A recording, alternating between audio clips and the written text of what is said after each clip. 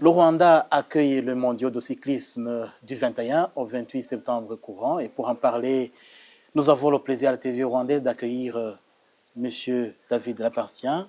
Bienvenue. Merci. Vous êtes président de l'Union cycliste internationale. Et Monsieur le Président, pour commencer, le Rwanda accueille cette compétition pour la toute première fois sur le continent africain. Qu'est-ce qui a motivé ce choix historique? Alors, bonjour à toutes et à tous. Il y a deux choses qui ont motivé ce choix. La première, c'est que jamais les championnats du monde, depuis la création de l'UCI en 1900, ça fait 125 ans, n'étaient venus en Afrique. Et lorsque j'ai été élu président de l'UCI en 2017, j'avais promis que les championnats du monde sur route, notre événement principal, viendraient en Afrique parce que le cyclisme se développe, parce qu'il y a un enthousiasme pour les cyclistes. Donc ça, c'est la première raison. La deuxième, c'est que quand on a voulu choisir une destination, on s'est dit que quand on pense Afrique et qu'on pense vélo, on pense Rwanda. Ici, il y a la passion, il y a l'expertise, il y a l'implication des autorités, du président Kagame lui-même, un savoir-faire, et que les conditions nous semblaient réunies pour que ce soit un succès. Et aujourd'hui, quelle démonstration l'Afrique fait au monde entier quand on voit cette magnifique première journée. Oui. Et ce seraient ces éléments qui ont marqué la distinction avec les autres candidatures africaines, si jamais il y en avait? Alors, il y avait effectivement deux candidatures africaines de qualité. Il y avait le Rwanda et il y avait le Maroc. Nous avions écrit j'avais écrit aux 54 nations africaines pour dire qu'elles pouvaient toutes candidater, pour mettre tout le monde sur le pied d'égalité. Nous avions eu deux dossiers. Et effectivement, à la fin, l'expertise du Tour du Rwanda, l'implication des autorités, la qualité des infrastructures, et puis la passion aussi, l'enthousiasme. C'est quelque chose qu'on mesure parce que nous, à l'UCI, on aime aussi voir des milliers, des centaines de milliers, voire des millions de personnes autour des routes. Et en ayant vu le Tour du Rwanda, je savais que cette passion existait. Donc toutes les conditions étaient réunies pour que le comité directeur de l'UCI choisisse, sur ma proposition, d'attribuer ces championnats du monde au Rwanda. Oui. Est-ce qu'on peut dire que ce choix du Rwanda aura un impact sur le développement du cyclisme en Afrique? Alors très certainement oui, parce que on a déjà amené aussi beaucoup d'athlètes. On a invité des athlètes provenant de tous les pays africains. Le continent africain est le plus représenté. 36 pays africains contre 35 européens. Donc vous voyez, c'est le continent le plus représenté. L'Afrique s'éveille complètement au cyclisme. Elle a déjà des très très bons athlètes. Et nous pensons qu'il y aura un héritage par le savoir-faire, par l'enthousiasme, par la formation des athlètes, par un centre continental de l'UCI qui a été ouvert ici et qui permettra de former des athlètes. L'objectif pour nous, ce n'était pas juste de venir en Afrique avec notre championnat du monde, c'était qu'il en reste quelque chose et aussi que demain, eh bien, on ait un champion du monde africain. Je suis sûr qu'on n'attendra pas très longtemps. Ah oui. Monsieur le Président, à l'ouverture de ces mondiaux de cyclisme, vous avez souligné que ce qui était rêve est devenu une réalité. Alors, on est au premier jour de la compétition. Déjà, à ce premier jour, quelles sont vos impressions? Elles sont exceptionnelles parce que j'ai vu beaucoup de monde, beaucoup d'enfants, des sourires partout, une organisation millimétrée. Beaucoup de fédérations nationales arrivent. J'ai vu beaucoup de dirigeants qui sont venus me voir et me dire « Oh, c'est merveilleux, c'était votre projet, Président, mais on n'imaginait pas que c'était à ce niveau-là, un tel enthousiasme. » Je n'ai vu que des sourires, que des visages positifs, que des bons retours, que des dirigeants impressionnés par la qualité de l'organisation. Donc oui, le sentiment est exceptionnel et je dirais que le bébé est bien né et sûr que la semaine à venir va être exceptionnelle. Oui. Et parlons aussi de l'accueil et l'hospitalité des délégations, des différentes délégations. Un mot à dire là-dessus? Alors, nous avons 108 nations qui vont concourir ici. C'est un record en dehors des championnats du monde groupés une fois tous les 4 ans, mais c'est quand même le record. Et il faut ici, finalement, que ce soit ici en Afrique qu'il soit battu. On a 132 nations qui seront présentes au congrès du CI. C'est aussi un record. Donc, ça montre qu'il y a une envie aussi de toutes nos fédérations à l'échelle mondiale de venir ici en Afrique. Et donc, oui, l'accueil, il est là. Et puis, je dirais tout simplement qu'il me semble qu'il y a un supplément d'âme ici. Il y a un enthousiasme, il y a un état d'esprit qui rejaillit. Et voilà, je vois vraiment des visages ravis, positifs, et ça, c'est merveilleux. Et c'est cela qui fait peut-être une particularité du Rwanda par rapport à d'autres compétitions qui se sont tenues ailleurs? Alors, on a parfois, vous savez, des compétitions qui se tiennent avec un niveau d'organisation parfait, avec un niveau d'expertise extraordinaire. Mais il peut parfois y avoir un petit peu moins de monde au bout des routes. Ou il peut manquer le petit supplément d'âme. Oui. Ici, c'est non seulement parfait au niveau de l'organisation, mais il y a beaucoup de monde, il y a un enthousiasme, il y a une fraîcheur et une jeunesse du continent africain, moi je trouve absolument exceptionnelle. Donc oui, j'avais le sourire aujourd'hui. Oui. Et ces championnats du monde, c'est pour la toute première fois sur le continent africain. Est-ce que dans l'organisation, auriez-vous rencontré des défis particuliers? Alors, il y a naturellement eu des défis parce que comme c'est la première fois, bien, il a fallu accompagner un petit peu les organisateurs, Ouais. mais ils ont aussi apporté plein de choses nouvelles parce que quand c'est le premier, on fait un peu différemment. Ouais. Et finalement, ils ont aussi apporté de l'innovation et nous, on a apporté de l'expertise, mais il y a parfois des équipements qui pouvaient peut-être ne pas être présents sur le territoire, Oui. qui ont été construits, par exemple des barrières de ligne d'arrivée de course de vélo avec les certaines hauteurs, ben, elles ont été fabriquées aussi au pays. Donc, vous voyez, il y a plein de choses où le Rwanda a fabriqué, créé des solutions ici, au lieu de forcément, nécessairement, importer des solutions. Oui. Et c'est ça qui a été aussi, je pense, agréable. Oui. Et alors, que compte faire l'Union cycliste internationale pour que cet événement ne soit pas un succès isolé, mais sert plutôt de catalyseur au développement du cyclisme sur tout le continent? Alors c'est vrai que ce qu'on veut, c'est que ce soit un point de départ et pas un point d'arrivée. Oui. Donc, en ouvrant des satellites, on en a un en Afrique du Sud, on en a un qui vient d'être ouvert ici, on aura peut-être d'autres ouverts en Afrique. On amène des athlètes africains au plus haut niveau. On va prendre aussi des athlètes africains dans l'équipe du Centre mondial du cyclisme, par exemple dans l'équipe professionnelle femme, avec une athlète rwandaise. Oui. Donc je pense que c'est Jazila, je pense que c'est formidable. Et puis, c'est aussi de développer les épreuves, c'est aussi de faire en sorte que le championnat continental d'Afrique soit aussi télévisé, c'est le cas depuis l'année dernière, devienne aussi une épreuve majeure sur le continent. Il y a besoin de cette visibilité, de ces grandes épreuves pour tirer finalement l'ensemble des tours nationaux, des compétitions nationales vers le plus haut niveau et voilà, développer le cyclisme. Oui.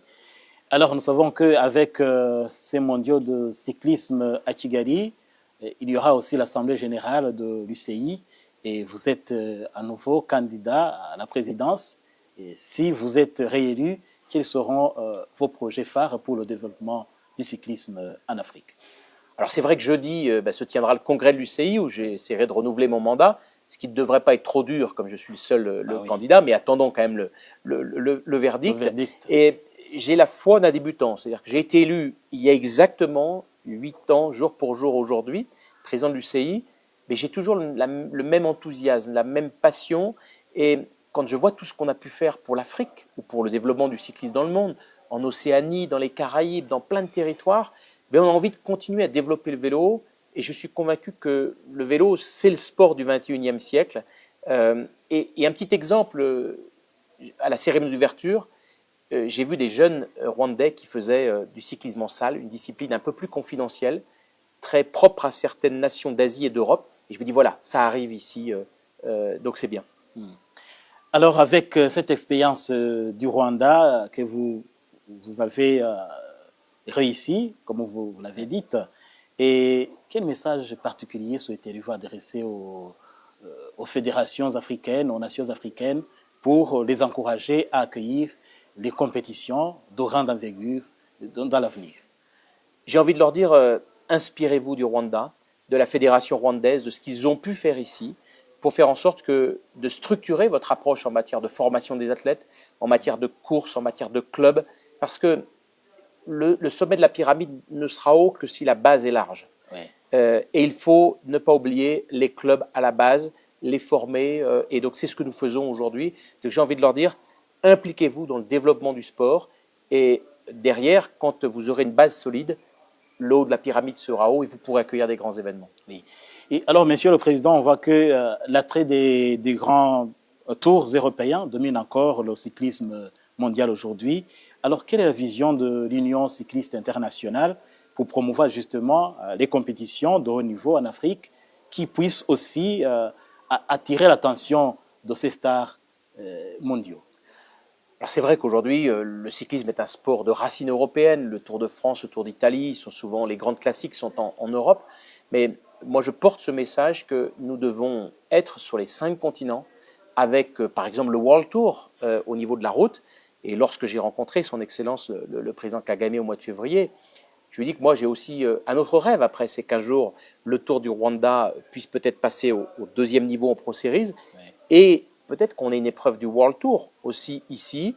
Je suis sûr que le Rwanda a la capacité de l'accueillir, et je suis aussi convaincu que les athlètes, après être venus à ces championnats du monde, vont vouloir revenir. Donc voilà, avoir une épreuve du World Tour en Afrique et sans doute au Rwanda, ce serait formidable. Oui. Est-ce qu'avec cette expérience du Rwanda, l'organisation et la tenue des championnats du monde de cyclisme, vous pensez qu'avec le sport, avec le cyclisme, l'Afrique peut bien aller au-delà et tirer quelque chose de ce sport, beaucoup plus que la joie et le plaisir, aller au-delà et faire, pourquoi pas du business là-dessus?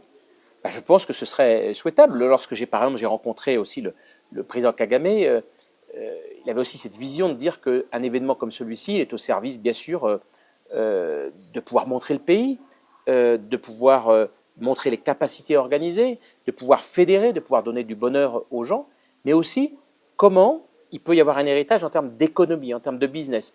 Par exemple, cette capacité à fabriquer un certain nombre de barrières, et peut-être que ça peut être aussi envoyé dans d'autres pays. Et demain, on parlait de l'industrie du vélo aussi avec le président. Comment il peut y avoir aussi ici voilà, une industrie du vélo qui puisse aussi s'implanter, finalement une bike valley ou un bike pays. Ah oui. Et je pense que oui, l'Afrique a aussi vocation à produire ses propres équipements, à demain exporter son savoir-faire, et je suis convaincu qu'elle saura le faire. Oui. Et on est au début de la compétition. Est-ce que vous croyez qu'avec l'organisation, la tenue de ces mondiaux au Rwanda peut aider les coureurs africains à se hisser sur le plan mondial, se distinguer, pourquoi pas remporter un jour? Alors moi j'en suis absolument convaincu. On a formé 20 athlètes qui ont été notamment basés en Bretagne, en France, qui ont fait des compétitions voilà, avec les meilleurs athlètes. Ça les amène au plus haut niveau. Et on voit bien qu'il y a du potentiel. Il faut qu'il y ait des courses aussi localement. Il faut que ça puisse être structuré avec des mécaniciens, avec des entraîneurs, avec un centre continental qu'on met ici. Mais voilà, les athlètes africains passent professionnels. Les athlètes africains arrivent à concourir maintenant au plus haut niveau, à être compétitifs. Binyam Girmay n'a-t-il pas, voilà, l'Érythréen, gagné le maillot vert du Tour de France, 3 étapes du Tour de France, étape du Tour d'Italie, le premier Africain à gagner une épreuve du World Tour. Cette année, Kim Lecourt a pris le maillot jaune, la Mauricienne. Donc l'Afrique, l'Afrique est aussi devant. Oui. Et alors peut-être pour terminer, Monsieur le Président, vous avez mentionné les nations, les différentes nations, plusieurs nations qui se sont rassemblées ici. Et ça reste votre vision que le cyclisme doit toujours être un sport qui rassemble, qui rapproche les gens? Alors c'est vraiment ma vision des choses et c'est la vision aussi du CIO finalement. Moi je suis membre du CIO. Oui. Il y a un rôle unificateur, pacificateur du sport. À notre congrès, nous aurons la Fédération de Palestine, la Fédération d'Israël, la Fédération d'Ukraine, la Fédération de Russie. Nous sommes capables d'être tous dans la même salle pour porter un idéal, pour porter des valeurs, pour porter notre sport. Et ça, finalement, c'est seul le sport peut le faire. Donc c'est ce message d'optimisme, d'espérance que porte le sport et le cyclisme en particulier. Oui, le cyclisme continuera, si je vous comprends bien, continuera à aider à briser les barrières entre les gens. C'est, je crois, une de nos missions fondamentales. Et voilà, ce pays en est le parfait exemple. Et je suis très attaché à cela, à notre rôle, comme quand on a évacué ces femmes afghanes cyclistes qui étaient un petit peu pourchassées dans leur pays. On a montré aussi la force du collectif. Donc oui, c'est une mission de base et ça continuera. Oui. Et pour terminer, Monsieur le Président, un mot à dire aux amateurs du vélo sur le continent, en Afrique? J'ai envie de leur dire, utilisez encore plus votre vélo, partagez votre passion, faites en sorte que d'autres cyclistes viennent. Et puis j'ai envie de dire à ceux qui vont nous regarder dans les 130 pays du monde, oui, venez découvrir cette passion, cet enthousiasme, venez rouler sur les routes africaines et voilà, vous verrez un état d'esprit particulier. Oui. Monsieur David Lapartien, président de l'Union cycliste internationale, merci d'avoir accepté notre invitation. Merci à vous.